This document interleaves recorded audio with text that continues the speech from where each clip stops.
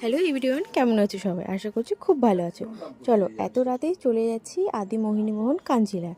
সামনেই বিয়ে বাড়ি, তার জন্য লেহেঙ্গা নেওয়ার জন্য চলে গেছিলাম। আগের ব্লকে তোমাদের দেখিয়েছিলাম বিএল কালেকশানে গেছিলাম, কিন্তু লেহেঙ্গা পছন্দ হয়নি আমাদের।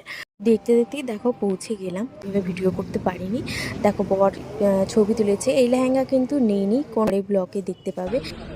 তাই লেহেঙ্গাটা কেমন লাগছে? Wow wow. হ্যাঁ, টাকাটা রাখলে আমার, তখন টাকা হলো আমার, তোমার তুমি বলছো বাবু বাবু। এখন কি খাবো আমরা? Fish finger.